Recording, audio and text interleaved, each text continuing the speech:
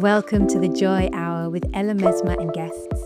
Grab yourself a tea, get cozy and settle in for real conversations with real people about their messy, beautiful journey to joy and what it took to build a creative life on their own terms.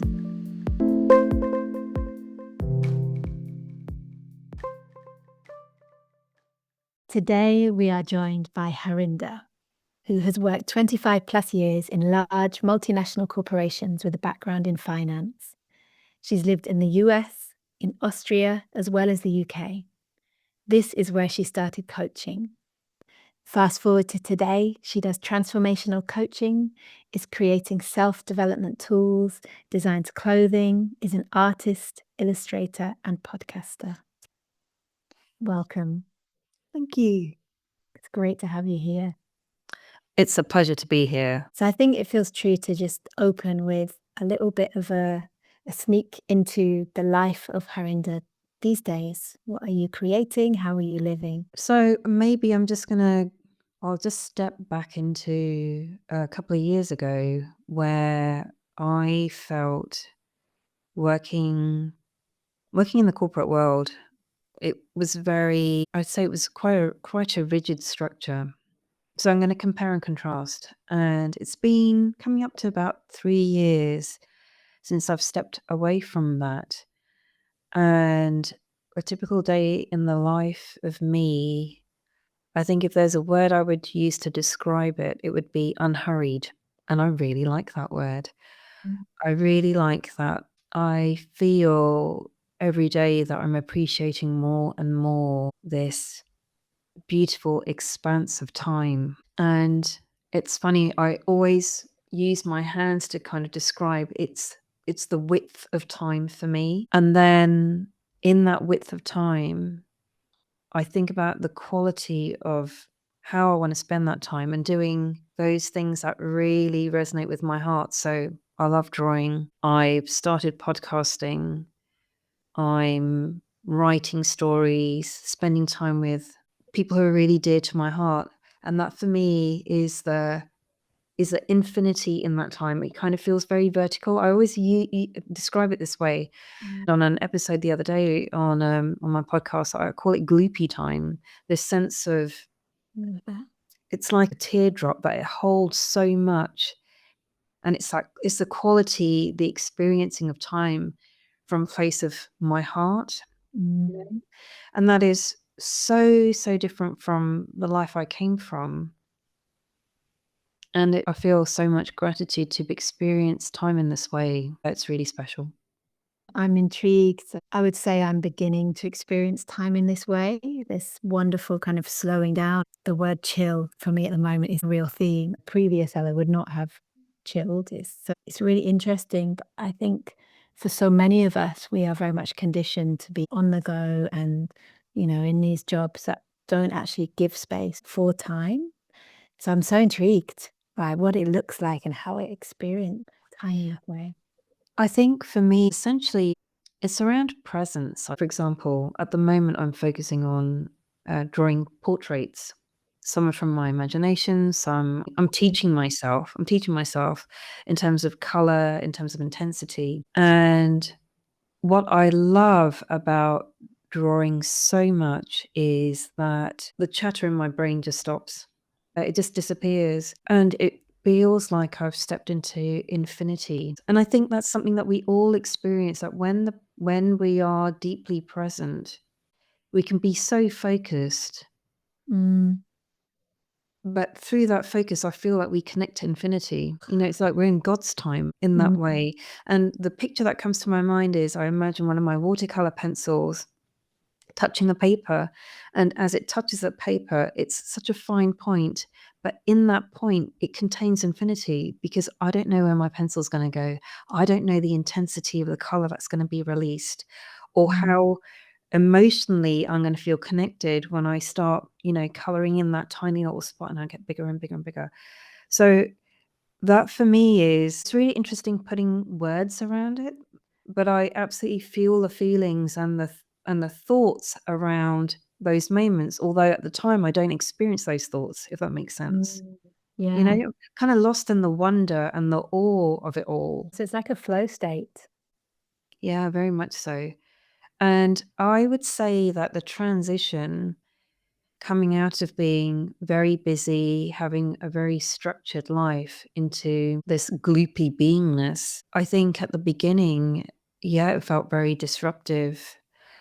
It felt, there was a lot of unknown. It was not knowing what I should be doing from one moment to the other. And I Mhm. think, when we are in the world of work, it's only natural. We're being paid to produce a service. We're being paid to be productive. So to go from productivity and very much in the doing space, and dare I say it, in our masculine, in the doing and the delivering and putting out there and creating, to then being in the, on the opposite side, this receiving and being still and being passive and being very much in the feminine. To me, it was very much a swing the other way. It was almost, I was about to say boomerang, but that's not technically correct because that would come back to me. Although I would think that the whole thing is a boomerang because essentially you kind of send it and Yeah. it comes back. It was that shift into almost being in suspended animation, like being in space, having nothing to push against, nothing to resist against, to not know. That's what it felt like. And it makes me imagine it was actually probably very womb-like, you know, Mm. to be held by this universal energy, this universal space, as we all are, by divinity, by the Mhm. source, and being held in universal love, in that level of abundance. But at the time, because my ego didn't understand or appreciate this space, it's being kind of ejected from the comfort zone into the where am I could feel it's trying to, connect the known and try to incorporate this unknown into it and try to make sense of it, to try to it's expanding to help its understanding. And I know that that's what it was trying to do for me. But at the same time, it felt very much that, there's the old me and there's the emerging me. And the old version of me, or the version of me, this version of me that doesn't know, there was a wrestling, and I think it's still going on, maybe slightly less this day, but wrestling for, I guess for power or to Mhm. step in, which one steps forward. And the old version, or the one that knew, is the one that knew, so it would wanna put safety hooks around so the new me could have something to grab onto. And I Mhm. felt like, the old version of me, it's kind of holding on so tightly to the new version. It's like, be careful, do you know what you're doing?" And all of this. Mhm. And I think the toughest thing was to say that I don't know. I Mhm. don't know the space I'm stepping into. And I suppose in many ways it felt like a rebirth. And I very much feel, I described this to a friend the other day, I feel like my life is in 2 tomes, 2 books, and I feel like Mhm. the first half, I've finished one tome and the other has opened. And to choose to come to that space, not from the head but from the heart, is an active choice. I'm resonating with these two tones, and that maybe similarly, there's been this kind of middle space of trying it on and getting it wrong and kind of oscillating between, and then this version where you actually live by your heart, not by the ego trying to sneak in and be like, we'll pretend to be your heart, really where thoughts and feelings, but really from that space. I'm really intrigued by this tussling and then this choice that you made to leave that behind. I'm sure for many listeners as well, there's this intrigue as to how do you make that choice to live a true path and not the one that we are told is the right way. I remember somebody said something to me, and this is probably what resonated the most, which was, when you're not on the right path, you'll get hints.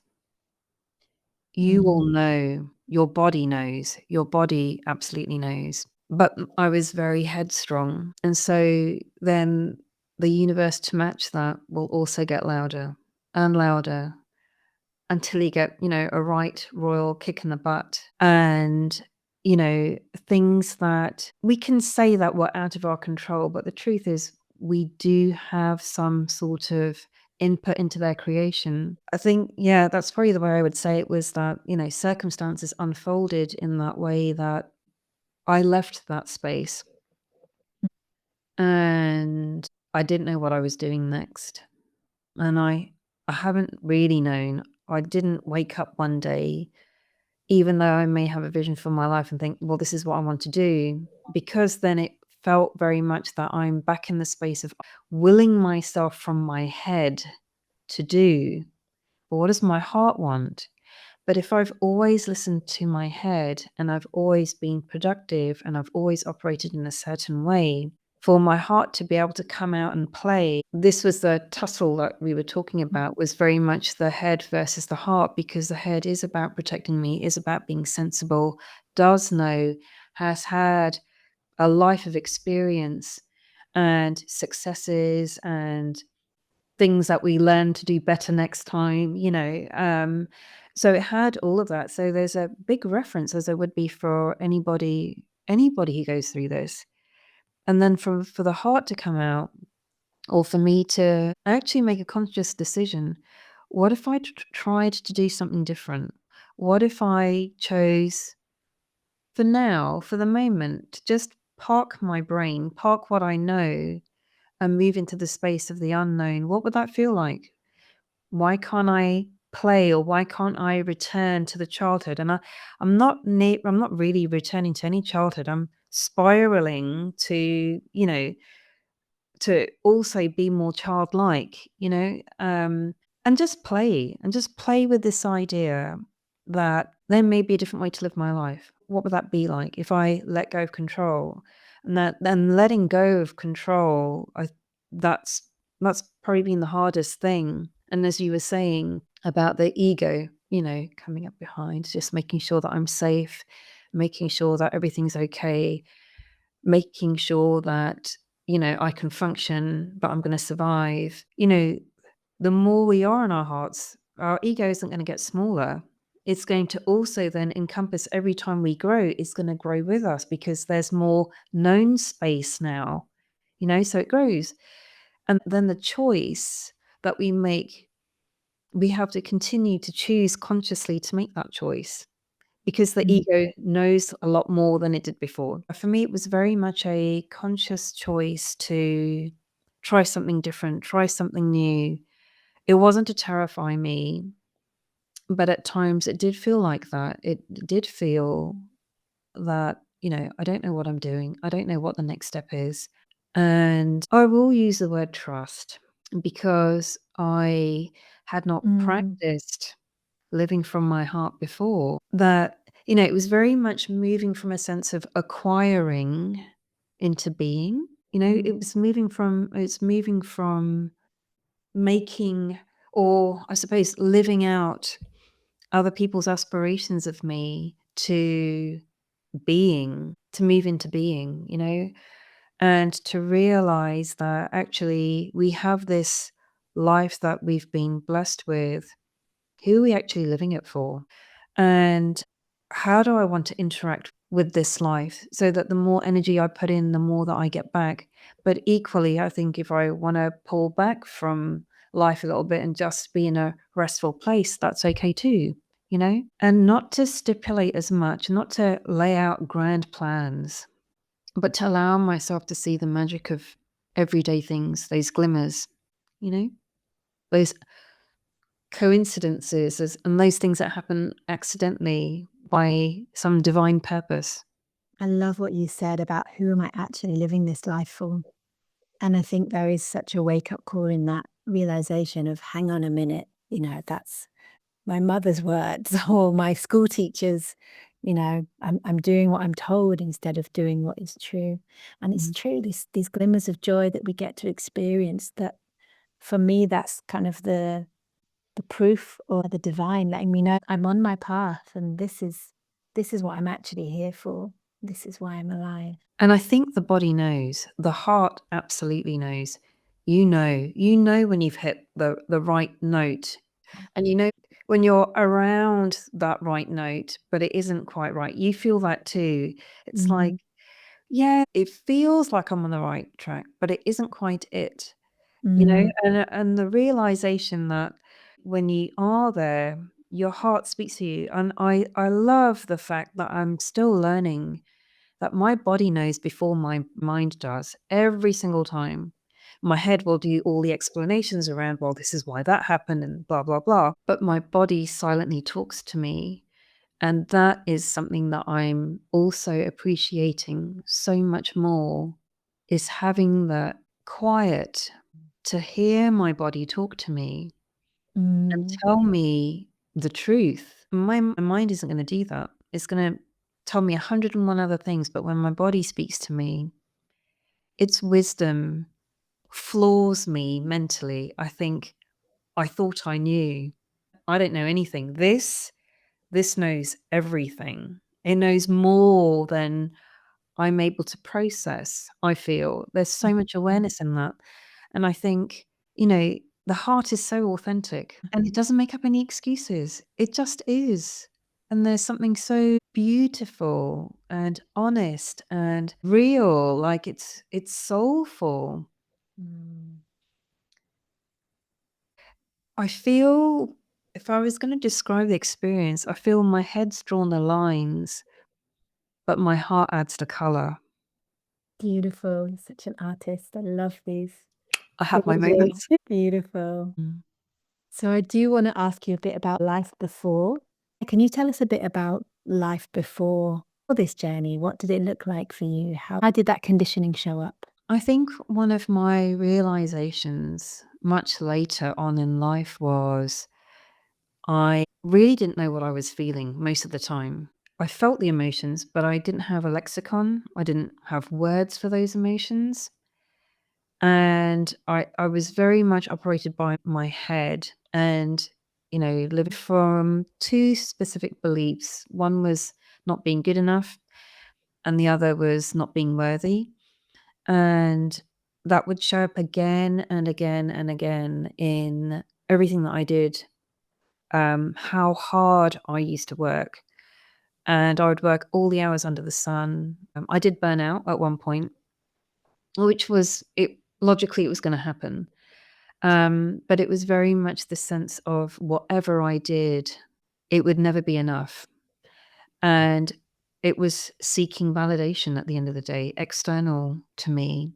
Mm, And even if I got it, it would be, okay, you know, I've done the best that I could. I've got the validation. And then it would be, right, but immediate, I have to perpetuate this. I have to get the next one. And, this kind of self competition to be better than I was and better than other people, because I couldn't accept that my enough was enough.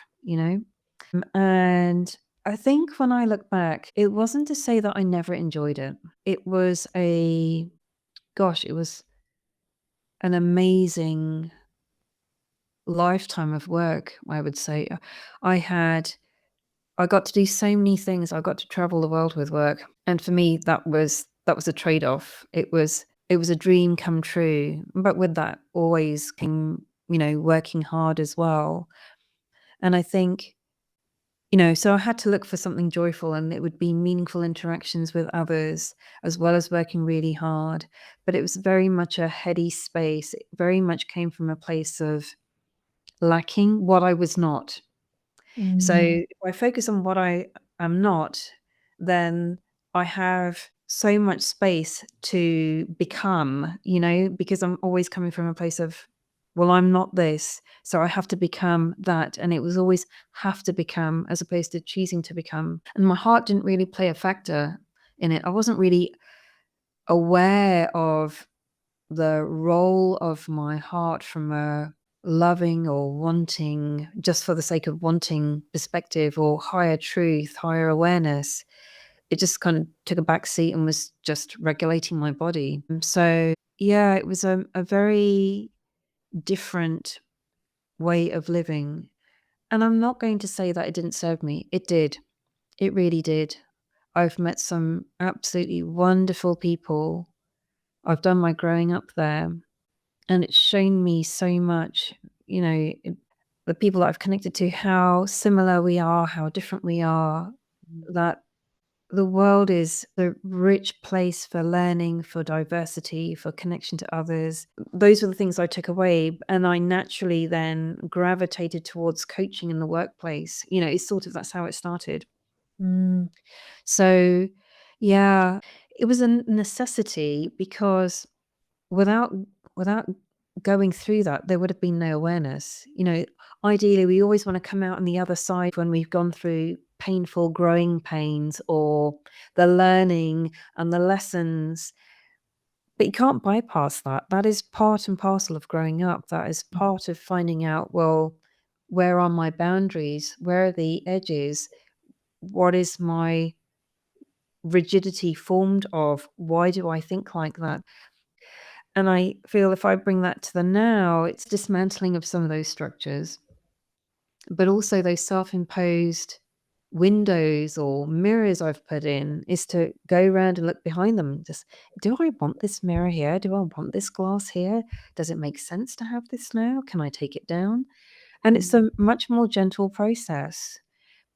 And it doesn't feel now that it's pushing as hard or needing to, because what am I pushing against?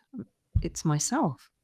And can I choose a different way rather than punish and push and more productivity? Can I do that with love? And that's not to say everything is soft and melty and, has this fine quality to it. It's also being clear around some of the boundaries, about what is true for me, but they're coming much more from a healthy place in terms of self-love, self-respect, and what I want for myself and what I actually want for the world, in terms of legacy, service, that sort of thing. Was there like a kind of definitive moment for you or like a catalyst to this chapter? I think it's like everything. It wasn't a single moment. Sometimes you remember the single moment, think, "Oh, well, that was the moment where I made the decision." But to get to that decision, it was a cumulative effect. Mm, Early mornings or late nights, or I guess at the time it felt like emotional despair. mm, But is this how I want to live my life? Is this all there is? And why am I choosing this? Why am I choosing this for myself? What's the trade-off? And what if, to kind of open that up, what if life could be different? So I think I was very fortunate I have loving people who were able to hold up to the mirror to me when I couldn't see it for myself to say, "Are you happy? Are you happy living life this way? Is it worth it?" And I think that for me was the real I could answer that question at the time was, "No, I'm not. I'm really not happy." yeah. And that was the starting point to say, "Well, okay, you can choose something different."